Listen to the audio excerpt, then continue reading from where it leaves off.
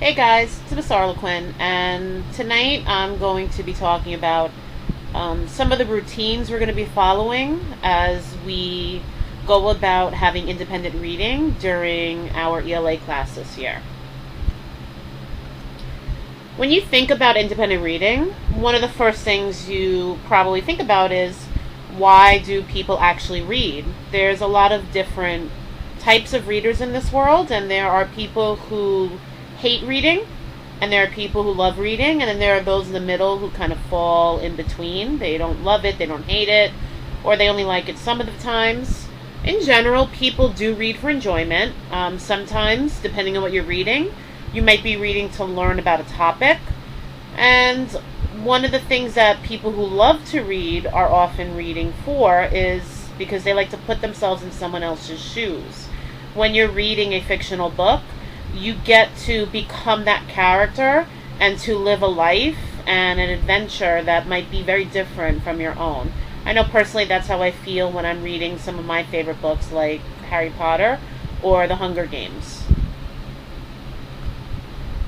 Now, for independent reading in 6th grade ELA, our goal is to read 25 books by the end of the school year.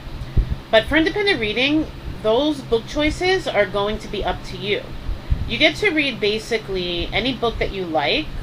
However, they have to be appropriate to your grade level or to your individual reading level. For example, I sometimes often enjoy reading books that are really meant for young children. Like, I like to reread books that I loved when I was a child, like Charlotte's Web. However, Charlotte's Web at this point in my life wouldn't really be on my reading level. It's a lot lower. And so if I was going to be doing a book report for a class, I would not necessarily use that book for the book report. Now, it doesn't mean that I wouldn't still read it.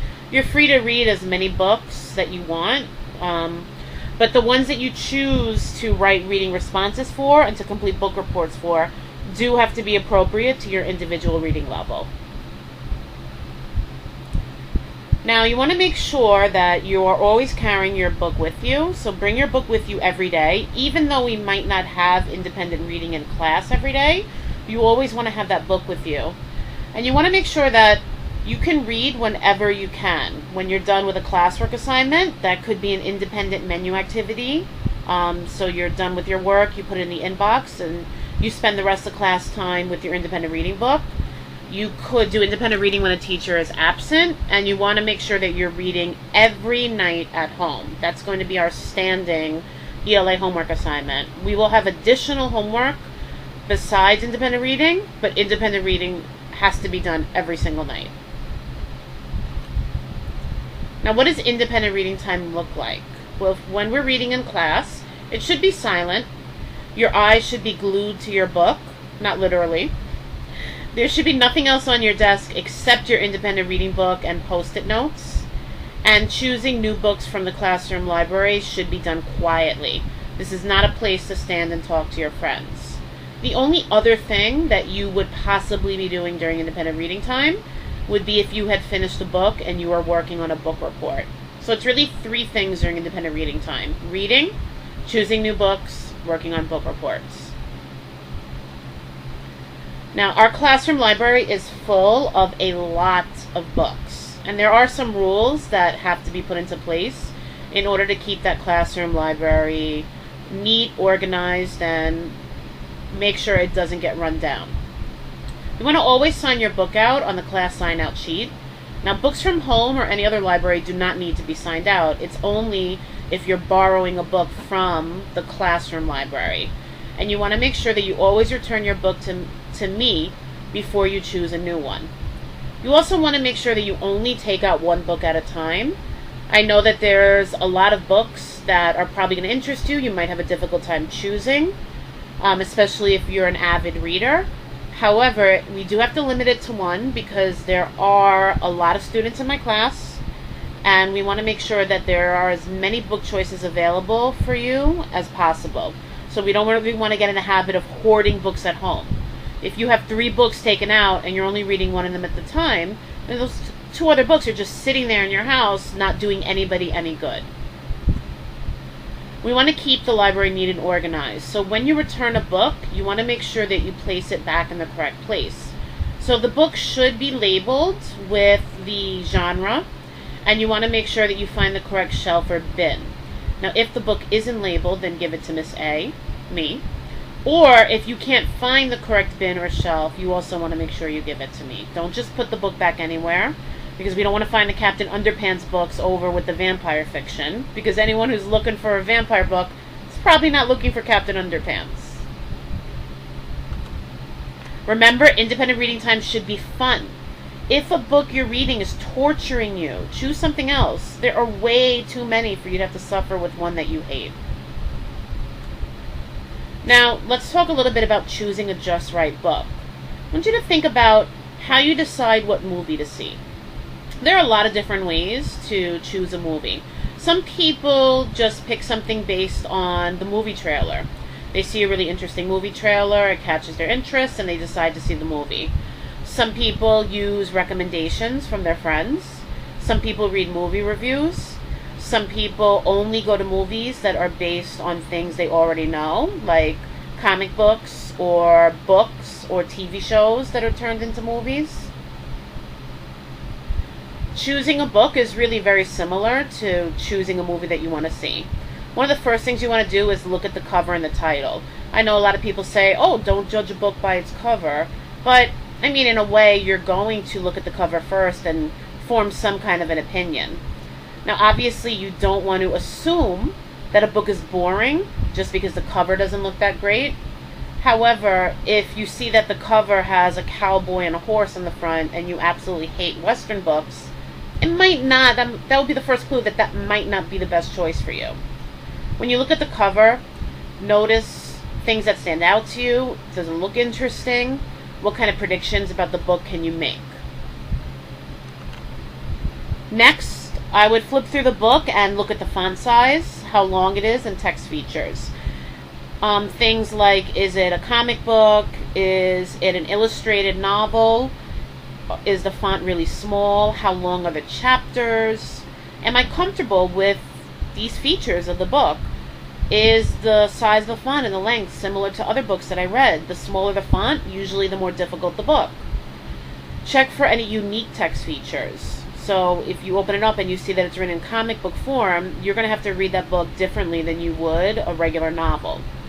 Now, are the features going to help my understanding of the book? Are there pictures? Is it just text?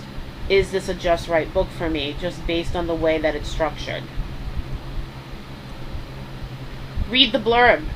Blurb is often on the back of the book if it's a paperback. If it's a hardcover, then it's on the inside front cover. What information am I getting from the blurb that I didn't get from the front cover? You're usually going to get a synopsis of the plot. And is there anything that interests me about the blurb? Usually those are going to be the quick and easy ways to first see if this is even a book you want to attempt to read. Finally, you want to check the book's reading level or use the 5-finger test. So you want to look at the level of the book. Our classroom library books should have levels on them. Many of them have the Lexile level of the book already listed on it. You'll be getting your Lexile levels in class tomorrow. Most of the books also have a color-coded sticker. And some of them, but not all, have a guided reading level. I know that's something that you guys used in elementary school. Now that we're in middle school, we're going to be switching to the Lexile leveling system.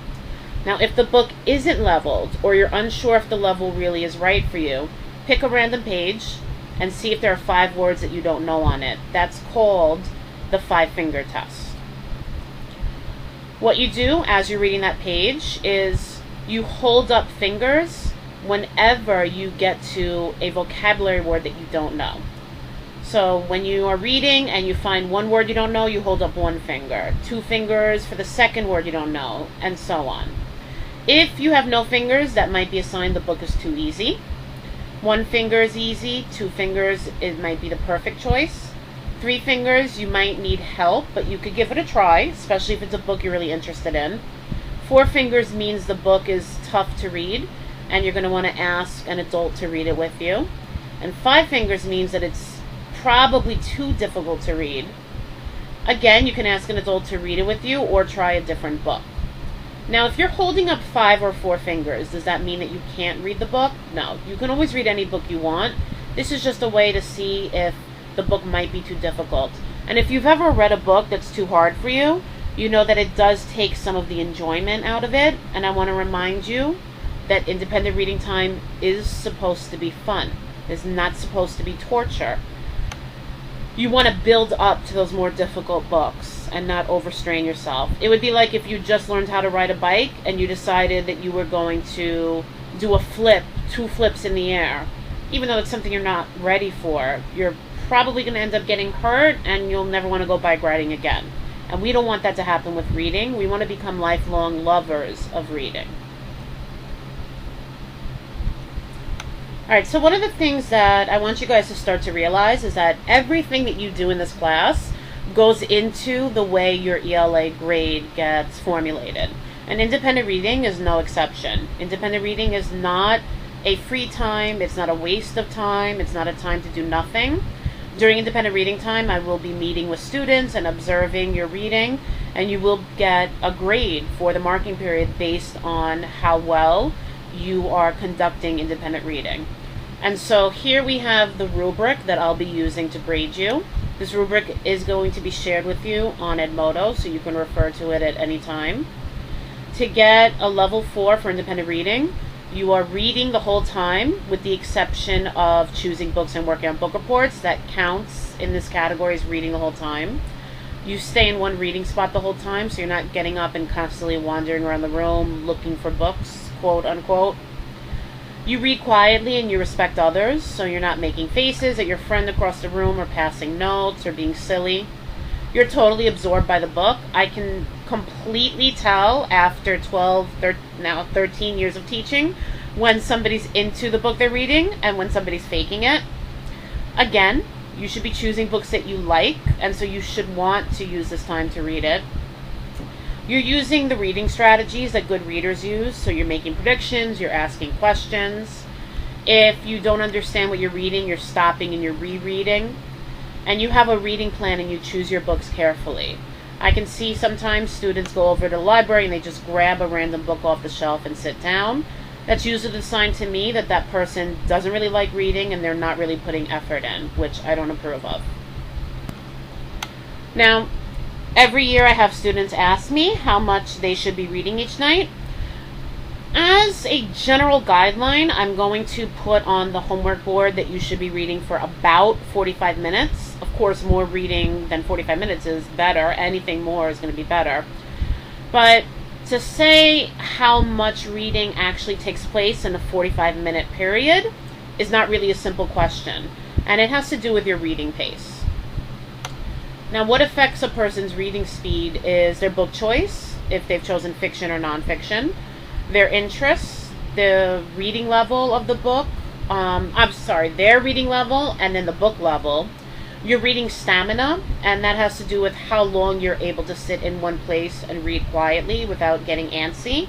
And then there are other outside forces. So if you're at home with a screaming baby, and it's distracting you from reading, that's going to affect how much you're able to read. One thing you're going to want to do tonight is to figure out a reading plan.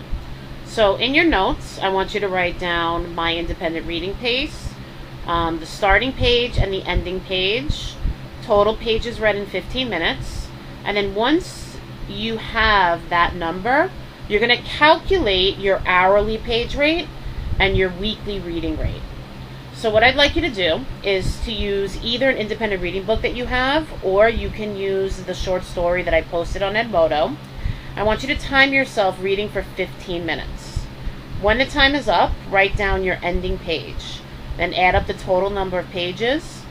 Multiply that total by 4, and that's going to tell you how many pages you can read in an hour. And then use that to figure out how much you could read in a week. So if you're reading an hour 5 nights a week, it's the total number of pages you should be able to read each week. Bring this reading plan to class with you tomorrow, and I will be collecting it.